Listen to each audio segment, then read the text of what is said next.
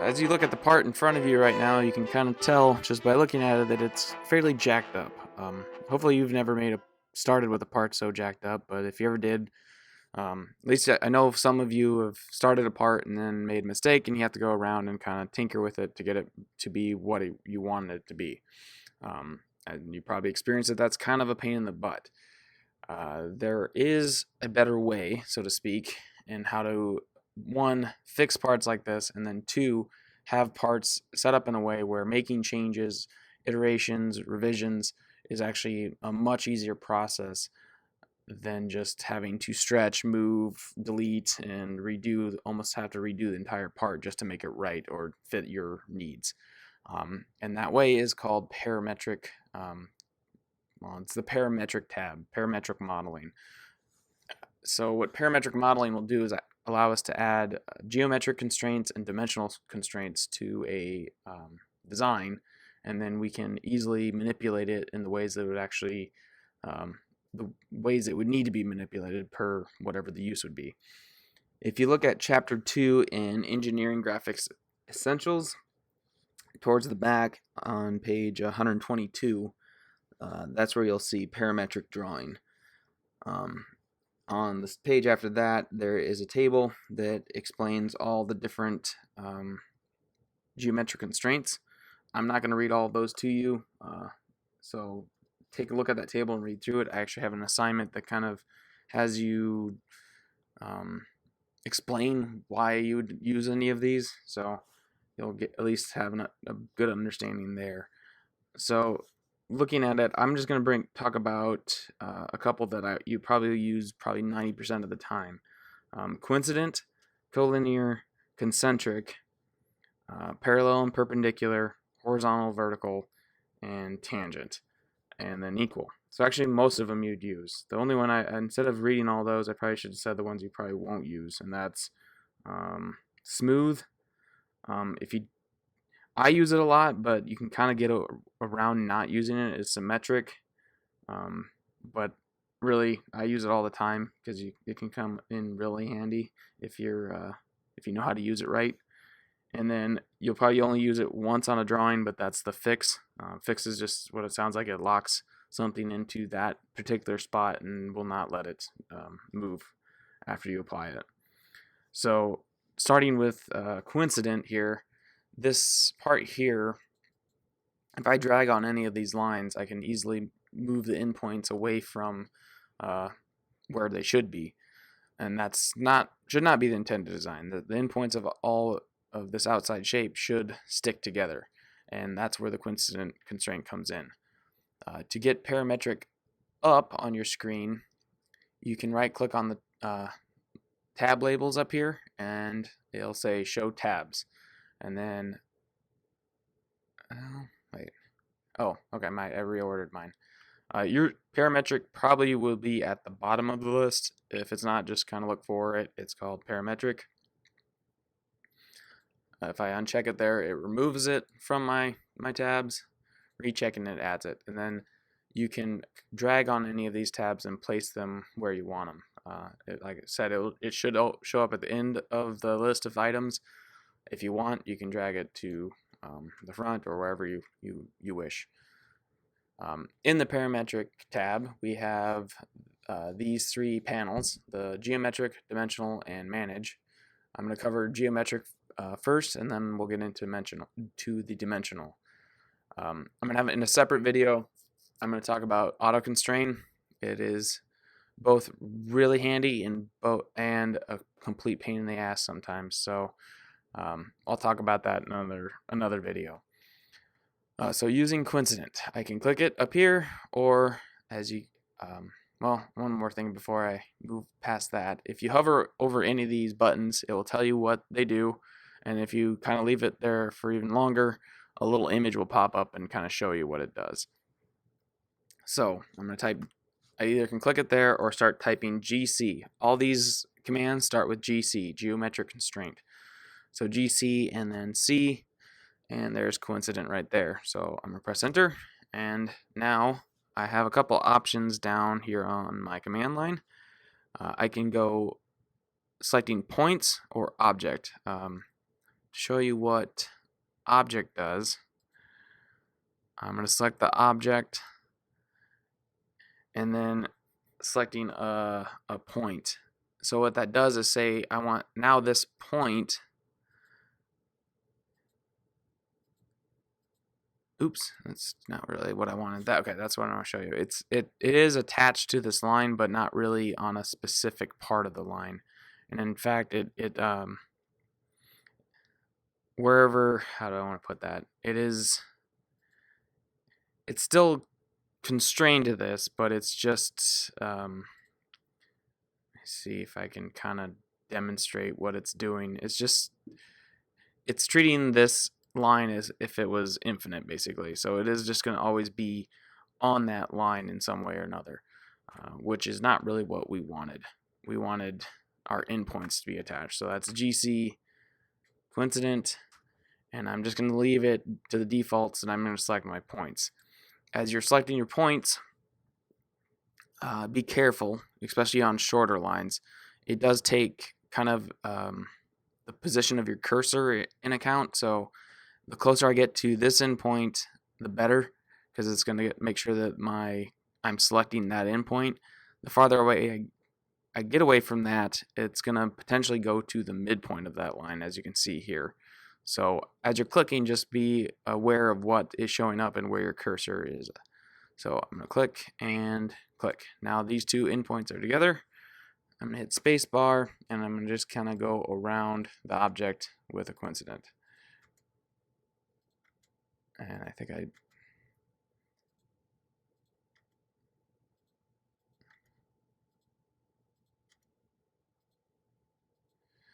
okay, so as you can tell, each time I did that, that little blue square popped up on each of the corners. As you hover over there, it will show you the constraint that was added. If you need to delete those, if you hover on these boxes here, there's a little X in the corner. Click on that, and it will delete the coincident. Well, maybe not. Maybe I'm lying. Here we go. If you right-click it, you can delete the X. I think just closes it closes out that preview, I guess. But so I'm gonna put that guy back on there, and there we go. So now this part on each endpoint is going to be fully attached. So no matter where I drag it, the two endpoints will stay together, and so will the other ones that have been constrained. If I had left off any of these, that would have potentially dragged this line away from that endpoint. But because they're constrained, they're good to go. I don't have, on this one, I don't really have a good reason to use collinear, but collinear is just saying two lines together. So say like a construction line. Let me make this, I don't think I have anyways, so GC collinear. If I wanted this line always to be on this construction line, let's see here. I think if I click this one first, it's going to move this one to that. If I click that one first, it would move the construction line to that. So there you go. So depending on which one you click on is where the object will move. So let me try that one more time. And GC collinear. If I click this one and then this one, the construction line moved up to that one. So just be aware that it does matter which one you click first. Going down the list, we got concentric, and what concentric means is you're taking the center points of circles and tying them together. So the center points of this circle and this circle need to be in the same spot, so at the same point. So GCC, and I got concentric there, and then it's just as simple as selecting the two circles. And now you can see if I move this guy, it also moved the other guy because their center points are attached. I think I already talked about going down the list. Fix is the only time you'll probably ever use fix is something like if you had a point at, 0, 0. I'm gonna type p type, get myself a different point here. And I'm actually move this guy out of my way. Okay, so I always want this point to be at 0, 0, and this is really the only time I ever use the geometric constraint fix. So GC fix, select this guy. Now it's got that lock on there, and this cannot move. So let's actually move this point here to 0, 0. GC coincident this point on this point. Now that guy's locked there. And like I said, that's the only time I ever use fix. Otherwise, it's I really can't think of another reason why you'd want to use it. Parallel and perpendicular, those work like they should make sense how these work. So we'll do parallel real quick. This line and this line need to be parallel. So click there and there. That makes them parallel. And perpendicular, we'll set this line and this line need to be perpendicular. GCP perpendicular. Select the two objects. Now they're perpendicular. Now moving to horizontal and vertical. So perpendicular and parallel, you can actually almost achieve the same thing with something like vertical and horizontal. If these lines needed to be angled, then yeah, you wouldn't want to use vertical and horizontal. But applying vertical and horizontal to, say, vertical to this line and horizontal to this line would make them perpendicular. Or vertical on these would make those two lines parallel. But let's do GC horizontal. And this is horizontal. As you could maybe see there in the command line there was another option called 2 points. What 2 points can get you is, I'm going to click on it here, is I want these 2 points here to always be in line with each other horizontally. So I'm going to click that and that, and now you can see that those 2 points are horizontally constrained. Let's just kind of finish this up a little bit. GC horizontal on this one, and that one. I think I also have to do it to, nope, I already had to do that one. Okay. Last one would be GC vertical on this guy. Oh, I lost my, what in the world? That's weird. That's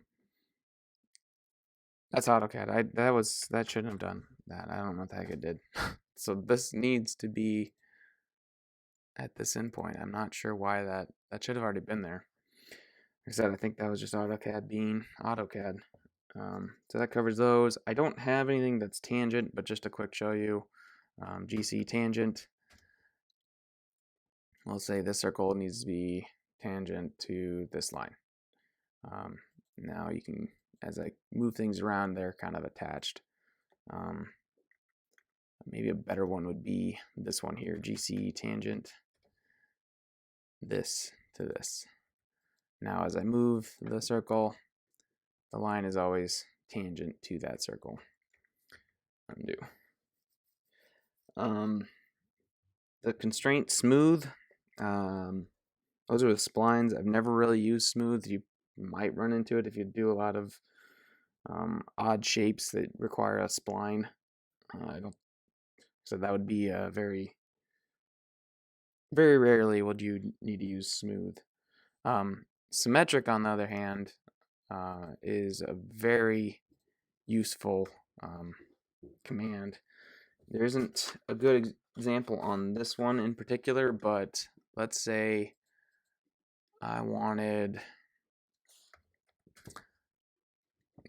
come on. Symmetric requires 2 points or 2 lines and then a symmetry line. So I want the spacing between these 2 points here and this construction line to be equidistant. So GC symmetric, and I can do objects or 2 points. I'm going to do 2 points. So this point and this point, and then the last option is select your symmetry line, which would be this construction. And now, as you can see, as I drag on this, that the points always are equidistant from each other about this symmetry line. A very, very useful tool if you use it correctly. And then the last one here is GC equal, which also is very handy. Let's say that this line and this line always need to be equal. I just select the both of them, and now I have applied the equal sign to them. So as I drag on this, that didn't really work the way I wanted it to. As that gets longer, so does that one. So also very useful. That kind of covers all of the different options you have for the geometric constraints. Now, if I'm going to skip ahead to page 129, we're going to get into your dimensional constraints, which if I go to the parametric tab here, that is the one right here. So you have linear, aligned, radius, diameter, angular, convert dimensions to dimensional constraints. I've never actually used that one, but that could be, I guess, kind of handy.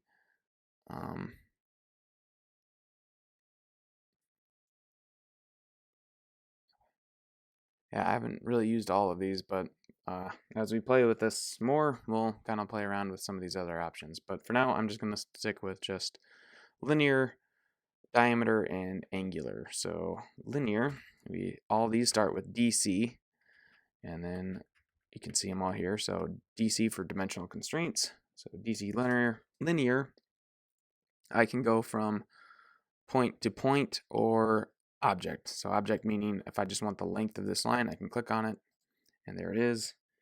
And this is 67. Page 128 is actually where I'm looking right now. DC linear, right click, object, 42. This one is right click, object, maybe. Come on, there we go. 28. Linear, so now I need points because I'm going to go from this endpoint to the center of those circles. Hovering over on the edge of a circle will give me the center point of it. 68. Need the overall height of it. I can go from, it doesn't really matter, I can go from the midpoint of it to there. And that one's 18. And let's see here. The last one they give me is going to be the angle of this line, which is the angular right here. So DCA aligned. I want angular. I can do the 2 lines or 3 points. So what 3 point does is angle vertex. So here, here, and here. And that gives you the angle. Now we need to dimension the circles. So D for diameter or DCR for radius. We'll do diameter. 32. And I gotta place it first. 16. With these dimensions, it doesn't really matter where you place them, really. But if you want to keep them tidy for yourself, that's kind of a good idea. Especially for much more complex parts, you're going to want to kind of drag them around and make sure you can see them. In the next step here, they start talking about adding some equations to this stuff. I'm going to add a little bit of that to that, though. A good idea when you're doing these is just name some of the more major ones instead of leaving them as these default names of D1, D5, or Ang1 or Die1. To do that, that's the Parameters Manager here. Click on that. That should pop up kind of like this. And then I would suggest just docking it somewhere. Your choice. Setting to auto hide.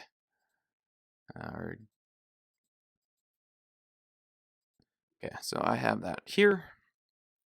And you can, this is where you can name them. So if I double click on, let's say, D1 there,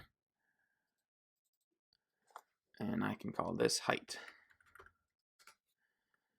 So then it updates over here so you can see what this one's trying to do, or as they get more complex, it gets to the point where you basically don't want to see this stuff really anymore, and they have these hide all buttons here, show all, turn it back on. So, and then you can pick, let's see here, show all, kind of the ones you want to hide. So I want to hide this one. I just select it and then hide and show all if I want to see it back there. If you do hide them all, you can see them all still over here in your parameters manager. So let's see what they did. They did on the height, they did the equation 7 times the Die1. So that's an okay naming. I don't know what I just did there. Let's call this OD for outer diameter, and maybe ID for inner diameter. Looks like those didn't stick the way they should have. That's going to be, OD was 32 and ID was 16.